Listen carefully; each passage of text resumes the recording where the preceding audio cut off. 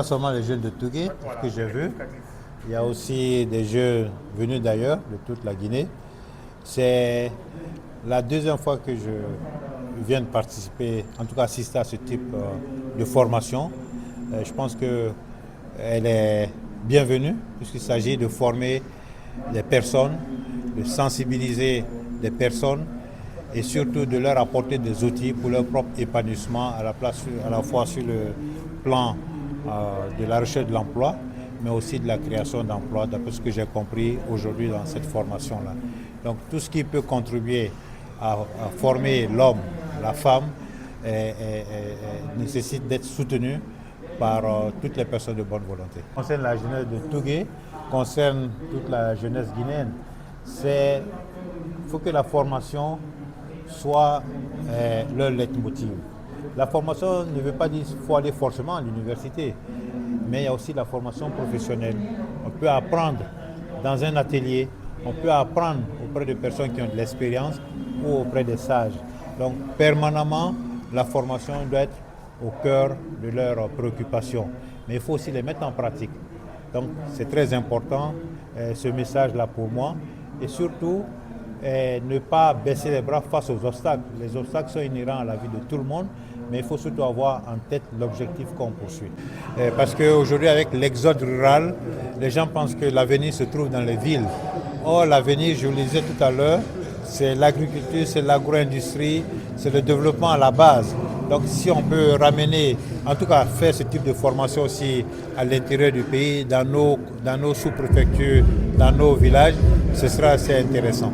Mais il faut moduler en fonction. Bon, ma foi, ça devient une habitude. Hein. J'ai reçu l'invitation de l'association des jeunes de Tougué, à laquelle j'ai voulu répondre comme par le passé, il y a quelques 4 ou 5 ans, je crois, à la première édition, j'y étais.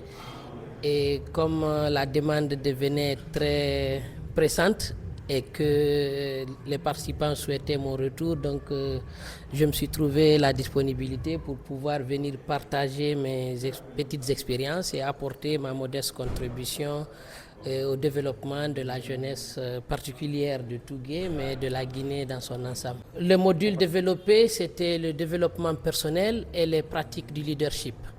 Donc dans le développement personnel, on a essayé un peu d'apprendre aux participants comment découvrir ce pourquoi ils sont faits et puis comment est-ce qu'il faut se fixer les objectifs de vie pour se donner les moyens de les atteindre. Et en un second plan, puisque qui parle de réussite parle de leader, de leadership et tout, donc on a essayé aussi de voir quels sont les paramètres et les clés d'un bon leader et comment exprimer son leadership pour pouvoir se transformer et transformer aussi le monde autour de soi. C'est avec beaucoup de plaisir que nous avons accueilli donc cette formation au sein de notre établissement. Une formation qui a été initiée par la jeunesse de Tougué dans le cadre de donner de la compétence, des connaissances et de la compétence aux différents jeunes de différentes préfectures de notre pays, afin de les permettre de développer eux-mêmes leur business. Ou c'est sur 2 volets, savoir comment trouver de l'emploi ou savoir comment développer soi-même son business. Donc c'est une formation qui va en droite ligne dans le cadre de l'employabilité de la jeunesse, qui permet donc de traiter les problèmes de l'emploi dans notre pays. Oui, ce qu'on peut dire à la jeunesse aujourd'hui, vous savez, il y a beaucoup de jeunes qui finissent les études au niveau soit des institutions universitaires, soit des institutions de formation professionnelle, et les gens se retrouvent souvent avec un diplôme sans trouver de l'emploi.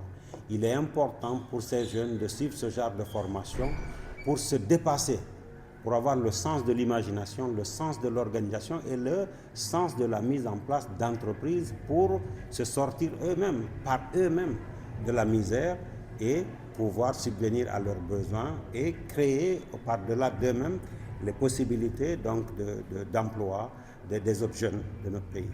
Donc c'est extrêmement important que des jeunes s'organisent et trouvent des formateurs qui ont une certaine connaissance dans le cadre de la mise en place d'entreprises, dans le cadre de la mise en place de synergies, d'actions entre les différents jeunes pour pouvoir pousser de l'avant la possibilité de créer soi-même de l'emploi.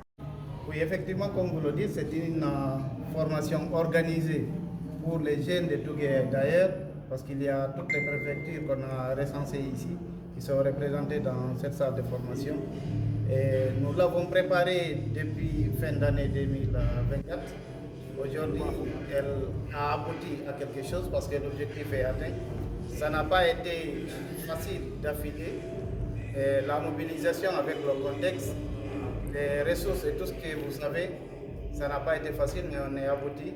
On a eu des très bons et des excellents consultants qui nous ont tenus durant ce parcours. Et on a eu un nombre important, 147 personnes qui ont participé à cet atelier de formation. Et la réussite elle est totale, nous sommes globalement satisfaits.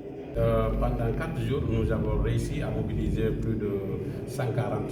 Donc, le président de la commission d'organisation vient de dire 147 personnes qui ont participé et ont assisté pendant 4 jours à des thématiques très importantes, des thématiques concurrentielles sur le développement personnel, le leadership, le marketing digital, la digitalisation, le plein conscience, et ça a été clôturé par l'intervention du ministre Yero Baldé sur l'entrepreneuriat et l'emploi.